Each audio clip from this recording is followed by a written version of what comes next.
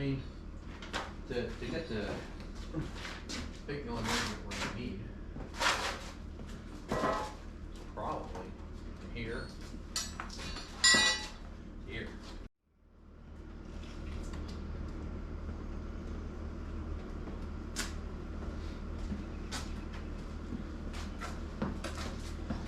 We'll go center of a stitch to the center of the stitch. 21 and a half.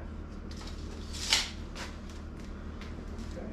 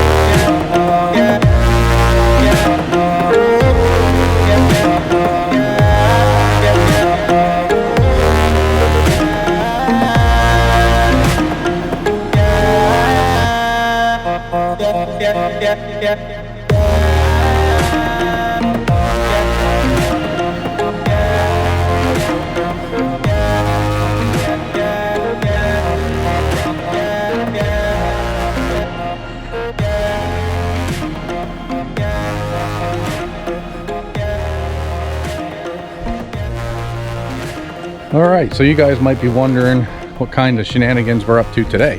So what we've got going on here is we are making a rig setup to hoist, or in this case assist is what we're hoping, our old Clydesdale. He's getting some pretty serious work done on his hooves, and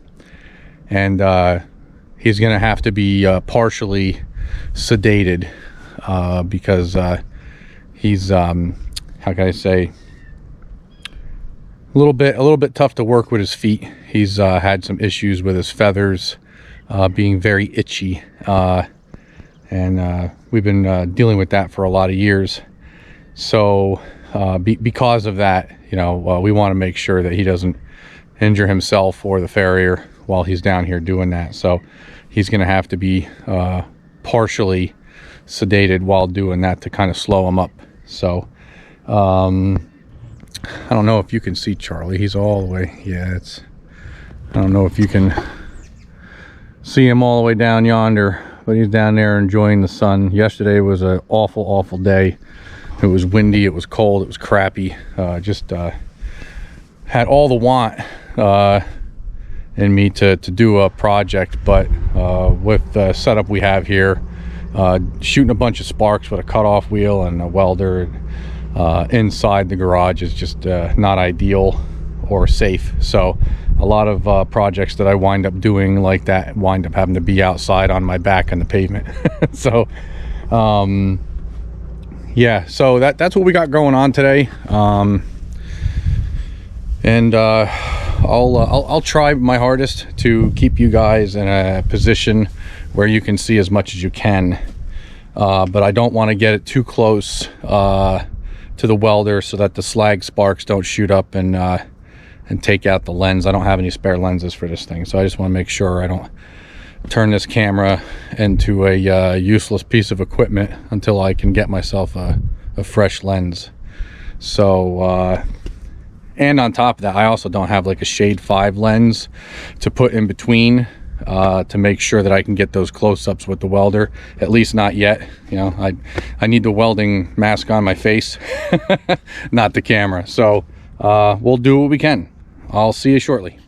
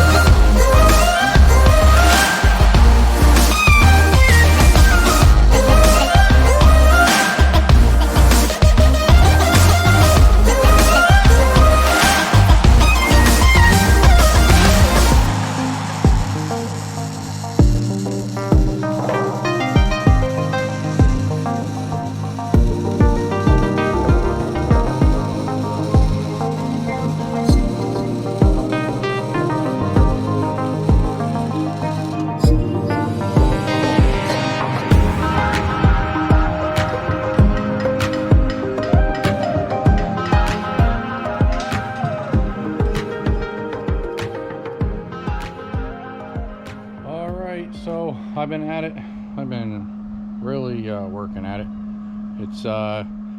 It's nothing beautiful, but it's a piece of rigging equipment. It's not anything super fancy. It's just important that I got it good and strong. So I'm gonna give you guys a quick look at it while it's raw, and you can see my terrible welds. But like I said, it's kind of the first DIY project for the channel, because everything's been do it for somebody else. So here we go. I'm going to give you a look at it before I paint it real quick. So here we are.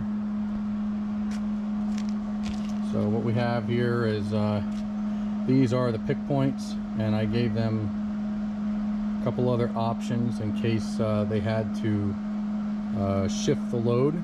Okay, they could move their pick point to accommodate.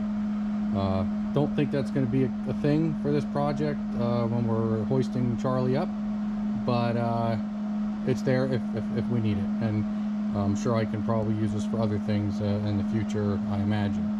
So, and then of course we got a point there for a shackle, and another point for a shackle there, and then I'll probably try to record the process when we're working on Charlie's feet.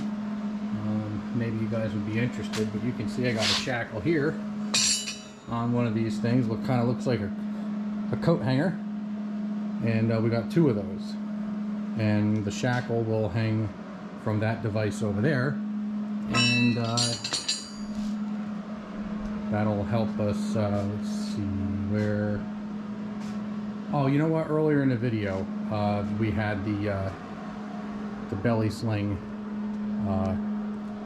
We had that on earlier in the video, so I'll probably you'll probably see that there. So maybe what I'll do is I'll give you guys a look back real quick after I get a coat of paint or two on this thing, and I'll check back with you before my battery dies. Actually, I'm more likely to run out of memory room, so see you soon. All right, so we got a couple coats on this thing now. It's just some Home Depot hammered finish, silver. You can't see much on that side because of the sun, but yep. So there it is, all shiny and ready to be thrown around in the cover it building somewhere, and probably end up rusting up anyway. So that's it for that project, and we'll just have to see what else we got going on. I still have yet to edit a video of me doing a rebuild for a hydraulic cylinder on the dipper for my mini excavator, and I'm really hoping I can make it work, because the assembly of the cylinder, putting it back together, had a little bit of a complication. Most of it went back together, pretty much all of it went back together beautiful.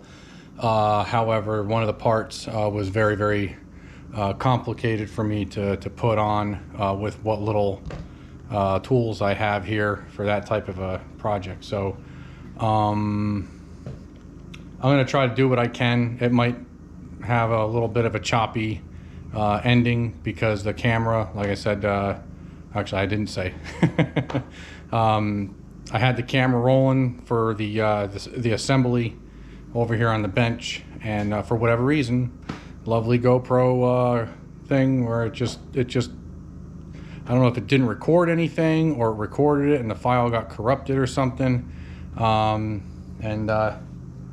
I didn't have anything to show for on that. So I'll probably just have to show you guys the cylinder back on the machine, and try to end the video with something like that. I apologize. It's not easy doing this YouTube thing. There is no doubt about it. Got to be super ambitious and really disciplined, and I'm having a hard time with that. So you guys have yourselves a good evening, and I got a big mess to clean up, and my feet are killing me. So I'll call it quits here. See you next time. If you could, like and subscribe some of these videos here, and make some comments on them, because it would definitely help the algorithm significantly, get me out there a little further, and see if I can get some more some more views and maybe some more subscribers would be cool. Thanks a lot. Have a good one.